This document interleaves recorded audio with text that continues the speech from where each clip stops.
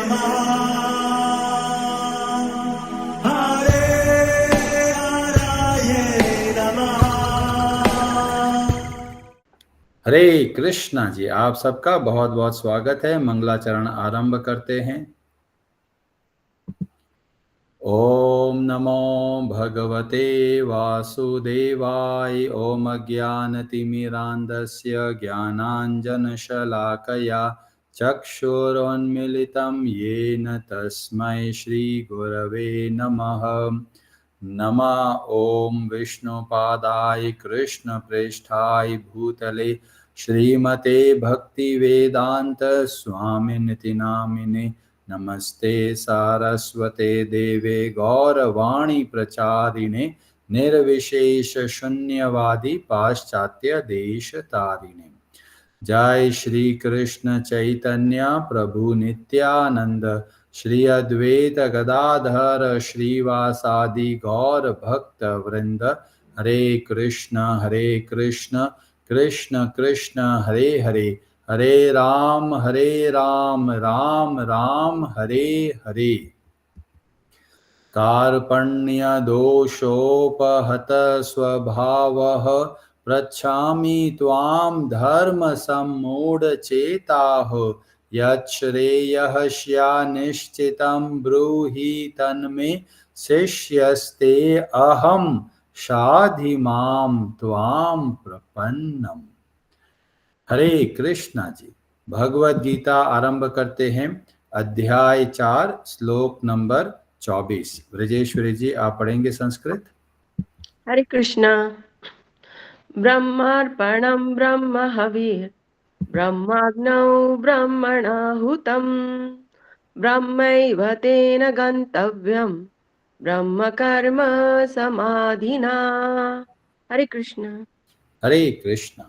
ब्रह्म आध्यात्मिक अर्पणम अर्पण ब्रह्म ब्रह्म हविः घृत ब्रह्म आध्यात्मिक अग्नौ हवन रूपी अग्नि में ब्रह्मणा आत्मा द्वारा हुतम अर्पित ब्रह्म परम धाम एव निश्चय ही तेन उसके द्वारा गंतव्यम पहुँचने योग्य ब्रह्म आध्यात्मिक कर्म कर्म में समाधिना पूर्ण एकाग्रता के द्वारा। जो व्यक्ति कृष्ण भावना अमृत में पूर्णतया लीन रहता है उसे अपने आध्यात्मिक कर्मों के योगदान के कारण अवश्य ही भगवत धाम की प्राप्ति होती है, क्योंकि उसमें हवन आध्यात्मिक होता है और हवि भी आध्यात्मिक होती है। हरे कृष्णा जी। बहुत सारे लोग इस श्लोक को पढ़ते हैं और उनको लगता है ये श्लोक हमारे काम का नहीं है, क्योंकि यहाँ तो कुछ हवन के बारे में बात की जा रही है और हम तो कोई हवन वगैरह करते नहीं है। पर जब हम ध्यान से समझते हैं तो भगवान इसके अंदर बहुत अद्भुत बातें हमें बताते हैं। पिछले श्लोक में भगवान श्री कृष्ण ने हमको प्रेरणा दी, यज्ञाय आचरतः। हमारे जो आचरण है वो कैसे होना चाहिए? यज्ञ के लिए। अभी कई लोग यज्ञ को समझ नहीं पाते। इस बात को फिर भगवान श्री कृष्ण यहाँ से आरंभ करते हैं, यज्ञ का मतलब क्या होता है और किस तरह का यज्ञ को हमको करना है।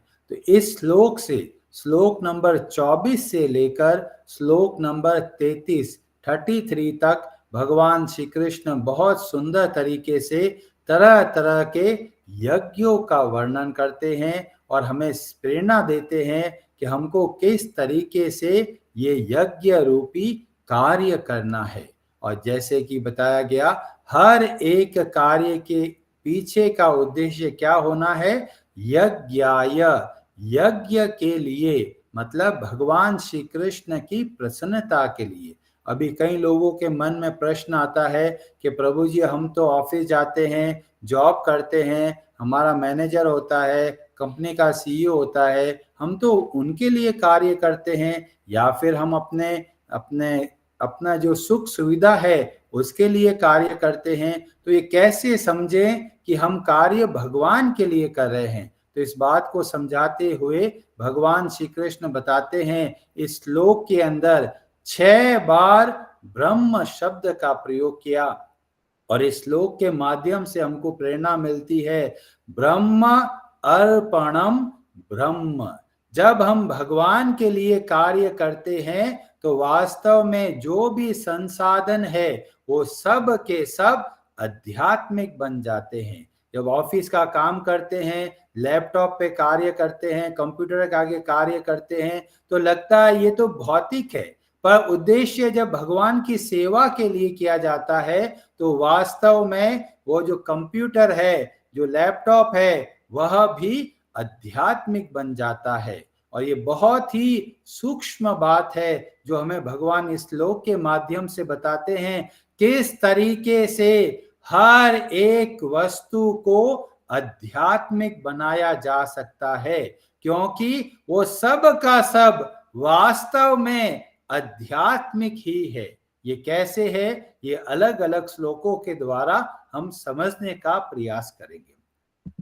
तो जब ब्रह्म शब्द का प्रयोग किया तो कई लोगों का प्रश्न होता है ये ब्रह्म क्या होता है, और कई बार लोग सोचते हैं क्या ब्रह्म और ब्रह्मा क्या एक है। तो बताया गया ब्रह्म अलग है और ब्रह्मा अलग है। जो ब्रह्मा होते हैं वह वास्तव में एक तरह के जीवात्मा है, और जो ब्रह्म है, यहाँ ब्रह्म की परिभाषा बताते हुए भगवान श्री कृष्ण 8वें अध्याय के 3रे श्लोक में उत्तर देते हैं।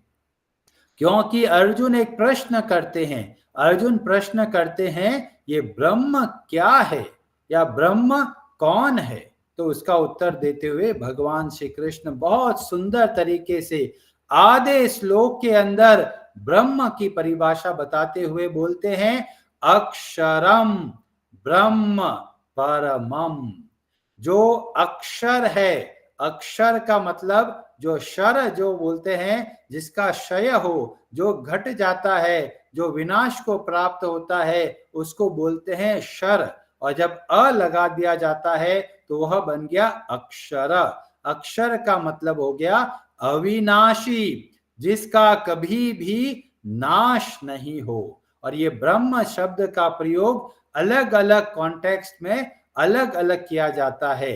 जैसे कई बार ब्रह्म शब्द का मतलब होता है यह जीवात्मा, मतलब कि हम सब लोग। क्यों? क्योंकि हम सब सनातन है।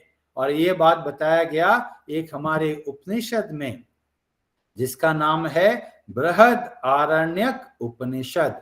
उसका जो पहला अध्याय, उसका चौथा ब्राह्मण और उसका श्लोक नंबर 10 में बताया गया अहम ब्रह्म अस्मि, मैं ब्रह्म हूं। इसका मतलब यहां पर जो ब्रह्म शब्द का प्रयोग किया गया वह जीवात्मा के लिए किया गया।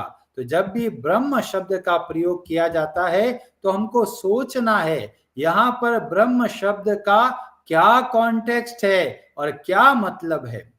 और ये सब बातें हमें चैतन्य चरितामृत के अंदर भी देखने को मिलता है, क्योंकि कई लोग बोलते हैं जो आत्मा है और परमात्मा है ये तो एक ही है, क्योंकि अलग अलग जो उपनिषद है उसके अंदर भी ऐसा देखने को मिलता है। पर चैतन्य चरितामृत के मध्य आदि लीला के अध्याय 7 श्लोक नंबर 117 में बताया गया कि समानता भी है और अंतर भी है। अब क्या समानता है और क्या अंतर है, तो बताया गया जीव तत्व। ये जीव तत्व क्या है, यह बोला गया शक्ति है। और भगवान कैसे हैं, तो बोला गया कृष्ण तत्व शक्तिमान। तो भगवान है शक्तिमान और भगवान की बहुत सारी शक्तियां है, जिसमें से एक शक्ति है उसको बोलते हैं यह जीवात्मा। और ये कैसे प्रमाण मिलता है, तो बोला गया गीता विष्णु पुराण आदि तहार प्रमाण। हम अपने शास्त्रों को जब ध्यान से देखते हैं तो हमें पता चलता है हम और भगवान दोनों के अंदर समानता भी है और अंतर भी है। तो जब ब्रह्म शब्द का प्रयोग किया जाता है तो हमको सोचना है इस ब्रह्म का क्या अर्थ है। तो बताया गया ब्रह्म का अर्थ जीवात्मा हो सकता है, ब्रह्म का अर्थ भगवान भी हो सकता है, जैसे कि 5वें अध्याय के 10वें श्लोक में बोला गया, ब्रह्मण्य आधाय कर्माणि। कैसे कार्य करना है, भगवान को अर्पण करने के उद्देश्य से कार्य करना है। तो यहां पर जब ब्रह्म शब्द का प्रयोग किया गया, इसका मतलब भगवान।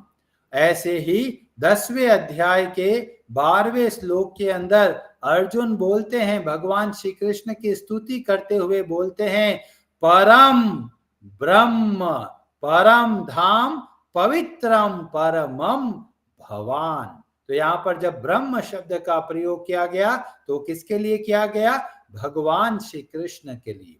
तो ब्रह्म का मतलब जीवात्मा भी हो सकता है, ब्रह्म का मतलब परमात्मा या फिर भगवान भी हो सकता है, ब्रह्म का मतलब यह संसार भी हो सकता है। ये कैसे पता चलता है, 13वें अध्याय के 20वें श्लोक में भगवान बोलते हैं, प्रकृतिम पुरुषम चैव विद्धय अनादि। चाहे आप पुरुष मतलब यह जीवात्मा को लीजिए, चाहे प्रकृति मतलब यह संसार को लीजिए, दोनों को दोनों कैसे है, अनादि है। अनादि का मतलब सदैव रहने वाले हैं, और इसीलिए भगवान ब्रह्म शब्द का प्रयोग कभी कभी प्रकृति के लिए भी करते हैं, जैसे कि 14वें अध्याय के 30वें श्लोक में बोला गया, मम योनिर महद ब्रह्म। जो ब्रह्म शब्द का प्रयोग किया गया वह प्रकृति के लिए किया गया। तो प्रकृति के अंतर्गत संसार और संसार की सारी वस्तुएं आ जाती है, जैसे पृथ्वी, जल, वायु, अग्नि, आकाश और मन, बुद्धि, अहंकार। यह 8 तत्वों से यह प्रकृति जो बताई गई, इसके अंतर्गत सभी कुछ आ जाता है। और इसीलिए जब ब्रह्म शब्द का प्रयोग किया गया तो वास्तव में सूक्ष्मता से देखा जाता है तो सब कुछ भगवान का है या फिर भगवान के संबंध में है। और छांदोग्य उपनिषद इस बात को बहुत अच्छे से बताता है। छांदोग्य उपनिषद के 3रे अध्याय के जो खंड 14 और श्लोक नंबर 1 में बताया गया, सर्वम खल विदम ब्रह्म, सब कुछ ब्रह्म है। और यही बात को भगवान श्री कृष्ण 7वें अध्याय के 19वें श्लोक में बोलते हैं, बहुनाम जन्म नाम अन्ते ज्ञानवान माम प्रपद्यते वासुदेवः सर्वम इति स महात्मा सुदुर्लभः। वह महात्मा जो ये समझ जाता है कि सब कुछ वासुदेव ही है, चाहे संसार को लीजिए, चाहे हम अपने जीवात्मा को समझिए, हम दोनों के दोनों भगवान के संबंध में हैं, और इसीलिए ये सब का सब आध्यात्मिक बन सकता है।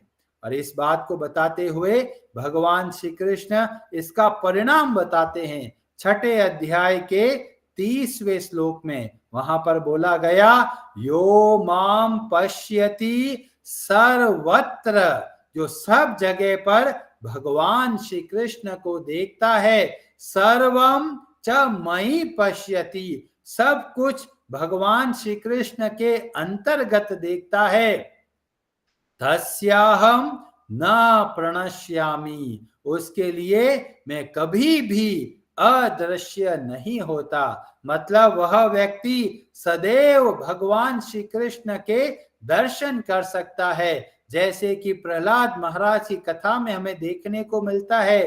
प्रहलाद की नजर में सब जगह पर भगवान श्री हरि ही है, और ये बहुत उच्च कोटि का भाव है। और लोग बोलेंगे, प्रभु जी ऐसा भाव तो आना बहुत कठिन है। तो रूप गोस्वामी जी हमारी सहायता करते हैं। एक ग्रंथ बताया गया, भक्ति रसामृत सिंधु, वहां पर बोला गया, अनासक्तस्य विषयान यतार अहम उपयुंजतः निर्बंधः कृष्ण संबंधे युक्तम वैराग्यम उच्यते। जब हम हर एक वस्तु को भगवान श्री कृष्ण के संबंध में देखेंगे और हम सब अपने आप को भगवान का अंश समझ के कार्य करेंगे तो बहुत आसानी से इस संसार में रह पाएंगे। तो हमें क्या करना है, हर एक वस्तु को भगवान की वस्तु समझकर उसका सदुपयोग करना है। चाहे ऑफिस का कार्य करते हैं तो लोग सोचते हैं जी मैं तो अपने लिए कार्य कर रहा हूं, भगवान के लिए कैसे कार्य हुआ। तो हमको सोचना है हमें ये शरीर को चलाना है। ये शरीर को चलाना क्यों है, क्योंकि ये भगवान की संपत्ति है। इस शरीर का ध्यान रखने के लिए हमको धन की आवश्यकता है और इसीलिए हम जब जॉब करते हैं तो वास्तव में भगवान के लिए कार्य हुआ। क्यों, क्योंकि इस धन से क्या हो रहा है, हम अपने शरीर का ध्यान रख पा रहे हैं जो कि भगवान की संपत्ति है। ऐसे ही हम जब जॉब करते हैं, पैसा कमाते हैं, हमारा परिवार को चलाते हैं तो परिवार को चलाना भी क्या है, भगवान की सेवा हुई। क्यों भगवान की सेवा हुई, क्योंकि परिवार के जो सदस्य मिले ये हमने अपने आप नहीं बनाए, ये भगवान की कृपा से प्राप्त हुआ। तो ये हमको एक दायित्व दिया गया और इस दायित्व को ध्यान में रख के जब हम जॉब करते हैं तो ये हमारा कार्य कैसे बन जाता है, दिव्य बन जाता है। ऐसे ही बहुत सारे लोग धन प्राप्ति के लिए तरह तरह के संसाधन का प्रयोग करते हैं या बहुत तरह का प्रयास करते हैं। तो जब धन को अपने मजे के लिए करते हैं तो हमको संसार में बांध देते हैं। पर जब ये धन को हम सोचते हैं ये तो लक्ष्मी जी है जो भगवान की सेवा के लिए बनी हुई है और जब इसको भगवान की सेवा में लगाते हैं तो वह जो सामान्य रूप से एक माया दिखती है। कई लोग सोचते हैं बहुत धन आने से घमंड आ जाता है, वो तभी आता है जब उसको माया समझते हैं। पर जब उसको लक्ष्मी जी समझते हैं जो एक माँ के रूप में है और हम उसके द्वारा हम भगवान की सेवा कर पाते हैं तो यही धन हमारा क्या है, मोक्ष का कारण बन सकता है। तो वास्तव में धन ना अच्छा है ना बुरा है, उसके पीछे का भाव क्या है। हम अपने लिए करते हैं तो ये भौतिक बन जाता है, जब भगवान की सेवा के लिए करते हैं तो यह आध्यात्मिक बन जाता है। तो हमें क्या करना है, हर वस्तु को भगवान के संबंध में देखना है।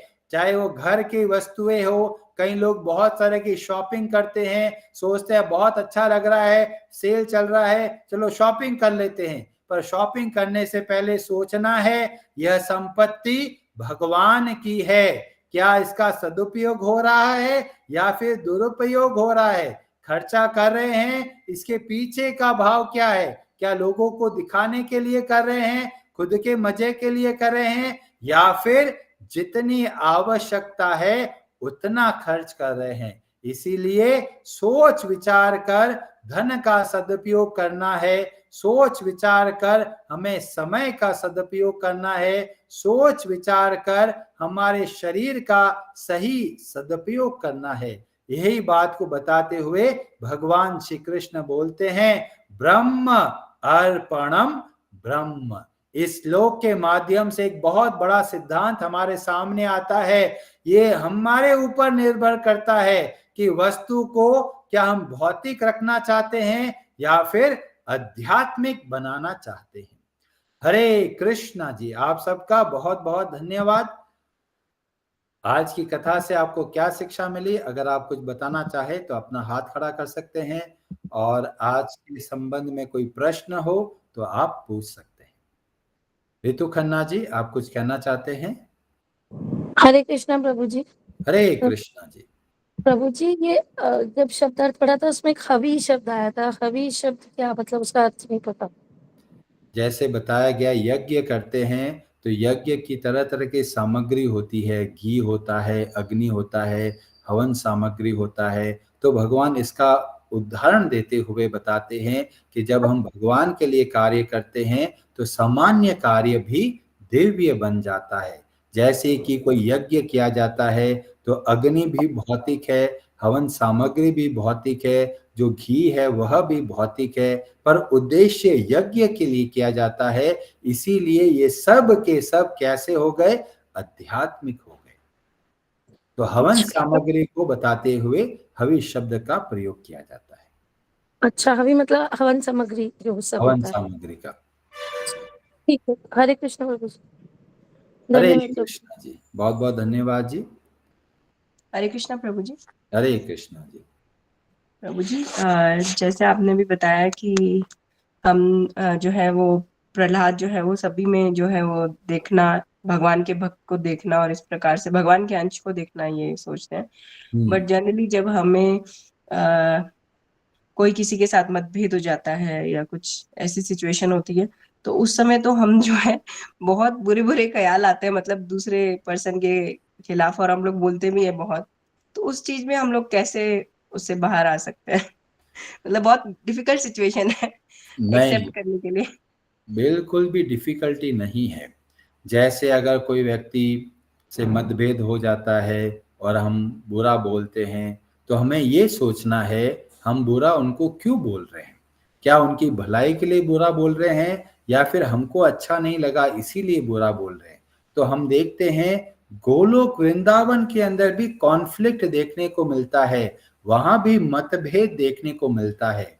जैसे कि भगवान श्री कृष्ण रासलीला कहाँ पर करेंगे, तो पूरा ग्रुप है, जो तोतों का ग्रुप है और जो शुक जिसको बोलते हैं, वो आपस में डिबेट करते हैं, डिस्कस करते हैं और बोलते हैं कि भगवान श्री कृष्ण कहाँ पर लीला करेंगे। तो एक पक्ष बोलता है यहाँ नहीं वहां पर करेंगे क्योंकि वहां पे ये सब चीजें है। दूसरा पक्ष बोलेगा नहीं नहीं वहां नहीं करेंगे, दूसरी जगह पे करेंगे। पर भले ही कॉन्फ्लिक्ट है, पर इवेंचुअली जब क्लैरिटी आ जाता है तो सब लोग एक टीम की तरह कार्य करते हैं। तो हम लोग देखते हैं मतभेद हो सकता है, कोई समस्या नहीं, पर जब मतभेद हो तो मूल उद्देश्य पर फोकस करना चाहिए। मूल उद्देश्य अगर भगवान की सेवा है और कोई अच्छे तरीके से सेवा करने के बारे में बता रहा है, तो भले ही मतभेद है पर हमको मिलकर संगठित होकर वह कार्य को करना है। मूल उद्देश्य को जब भूल जाते हैं तो ही मतभेद ज्यादा बढ़ जाते हैं। तो मतभेद की समस्या नहीं है, समस्या है उद्देश्य की, किस उद्देश्य के पीछे हम चलते हैं। तो कॉन्फ्लिक्ट की कोई समस्या नहीं है। परिवार में रहते हैं, भगवान शिव का उदाहरण देखते हैं, सब लोग अलग अलग तरह के हैं, पर जब सब लोग भगवान शिव के प्रति समर्पित होते हैं और भगवान शिव परम वैष्णव है, तो ये पूरा परिवार भले ही अलग अलग दिखता है पर वास्तव में संगठित होकर चलता है। क्योंकि जब देखते हैं एक तरफ तो शेर है वाहन और दूसरी तरफ बैल है वाहन, तो दोनों तो आपस में बड़े विरोधी है, पर फिर भी रह पाते हैं। क्यों? क्योंकि वो सब के सब समर्पित है भगवान शिव के प्रति। ऐसे ही हम देखते हैं मोर एक वाहन है और भगवान शिव के गले में सांप होता है, तो दोनों के अंदर कॉन्फ्लिक्ट है। तो कॉन्फ्लिक्ट भले ही हो, पर अगर उद्देश्य के प्रति समर्पित है तो पूरा का पूरा एक यूनिट की तरह कार्य करता है परिवार। तो मतभेद हो पर इसके पीछे का उद्देश्य पर हमको ध्यान देना चाहिए। जी प्रभु जी, हरे कृष्ण प्रभु जी। योगिता शर्मा जी, आप कुछ कहना चाहते हैं? हरे कृष्ण प्रभु जी। हरे कृष्णा जी। प्रभु जी, आप इतना अच्छे से समझाते हैं हर श्लोक को, एक एक पॉइंट को, कि रोज डे टू डे लाइफ वाली हमारी जो प्रॉब्लम्स है बहुत सारी सॉल्व हो जाती हैं। जैसे कि आज आपने धन के विषय में बताया। अधिकतर हमें ये लगता है कि जब हम ऐसा कर रहे हैं ना, तो हमें शायद कमाना ही नहीं है, सब छोड़ देना है, या हमें धन लेना ही नहीं चाहिए, या हम क्यों ले रहे हैं, मतलब इस तरह के धन का उपयोग समझ में नहीं आता। आज आपने इतने अच्छे से समझाया कि हर चीज धन लेना मतलब लक्ष्मी के रूप में, माँ के रूप में देखना है, और उसका प्रॉपर यूटिलाइजेशन क्या है, कैसे करना है। तो ये एक बहुत ही बड़ा डिलेमा सबके, मेरे ख्याल से ऑलमोस्ट लोगों के मन में रहता ही होगा। जो बहुत अपर उस पे है, वो भक्ति लेवल पे, वो तो अलग बात है, पर नॉर्मल लोगों के मन में ये बात हमेशा रहती है, तो क्या हम करें, क्या हम ये पैसा कमाएं या ना कमाएं, या कहाँ यूज करें। तो ये आपने बहुत बड़ा कंफ्यूजन भी दूर कर दिया और प्रॉपर यूटिलाइजेशन के बारे में बता के एक अच्छी दिशा दिखाई है हमें। थैंक यू सो मच प्रभु जी, थैंक यू। क्योंकि बहुत जरूरी है, लोग समझते हैं भी मेरा पैसा है मैं चाहे चाहे खर्च करूं, कई लोग इतने लापरवाह होते हैं, 100 रुपए की चीज को 500 रुपए में खरीद के आ जाते हैं। सोचते हैं अभी दिखावे में बार्गेनिंग क्यों करें। तो हमको सोच विचार के धन का सदुपयोग करना है। जब धन को अपना मानते हैं तभी दुरुपयोग होता है। जब भगवान की संपत्ति मानेंगे तो हम सोच विचार के खर्च करेंगे। पर कई लोग इतने ज्यादा कंजूस बन जाते हैं, जहां पर जरूरत है वहां भी खर्च नहीं करते। तो ना कम खर्चा करना है ना ज्यादा खर्चा करना है, जितनी आवश्यकता है उतना खर्च हमको करना चाहिए। हरे कृष्णा जी। हरे हराये नमः।